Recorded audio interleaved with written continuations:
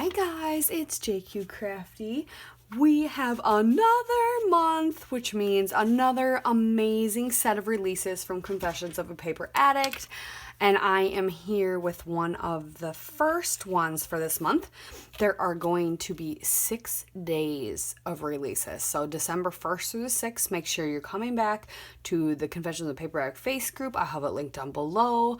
There's going to be freebies, tons of fun stuff. Virginia is amazing. But I am up first today to show off. I'm going to show off one of the ones that's from this first release here. And it's called the Stitched Christmas Squares, I believe. I'll check on that. But, so I already cut out the squares. And there's just a bunch of little icons in there. So I cut them out.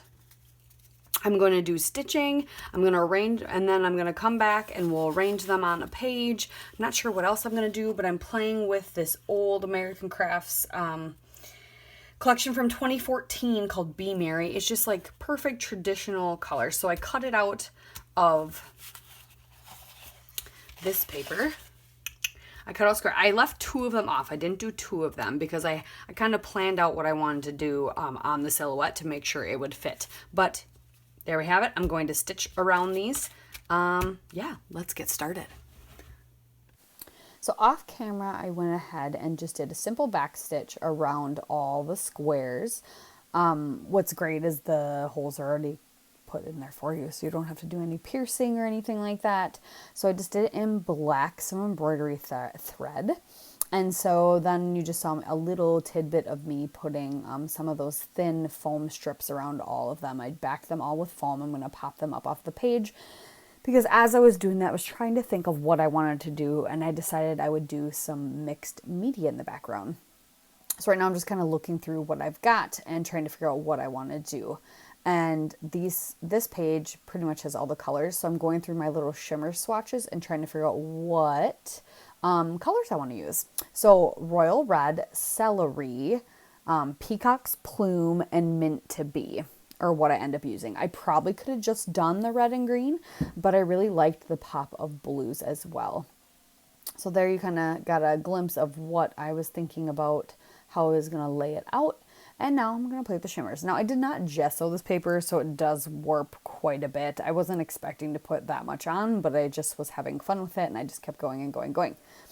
So I'm just going to add some to packaging and smoosh, and then also add a little bit of water and try to move it around a little bit. It's not going to work because I didn't gesso it, but I'm able to kind of move the really saturated parts around at least. And then I'm going to go ahead and splatter. I'm going to do that for all 4 colors. And what's nice though, the nice thing about when you don't gesso your paper is it dries pretty quickly because the paper absorbs it. So I was able to add the green after right away and not get like a weird brown color, which is really nice. So I'm just doing the mixed media or the shimmers basically in kind of like a triangle shape across the page because that's how the squares are going to go. And now this little mini kit of this collection from the scrap room from a long time ago did not come with a lot of ephemera. It came with that cut apart sheet, and it came with some clear stickers, and that's kind of it.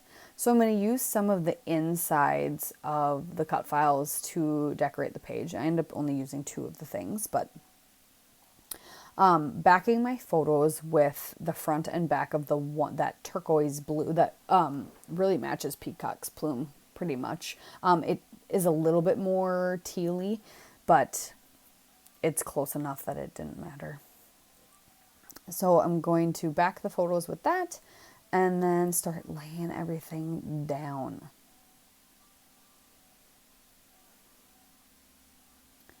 And here I'll arrange them.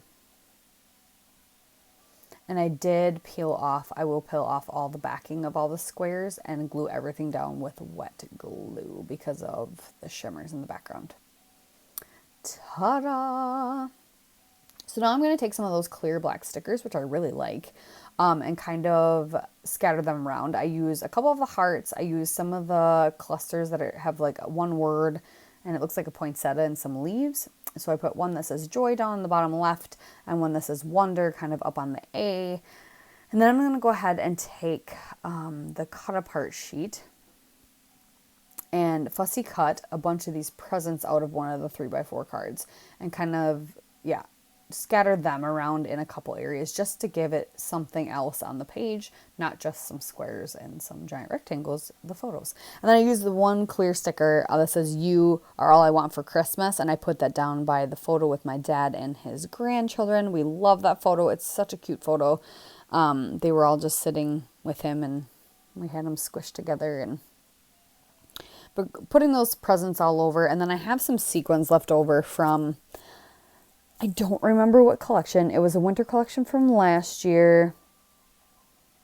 I want to say it was like it was one of the crepe paper ones.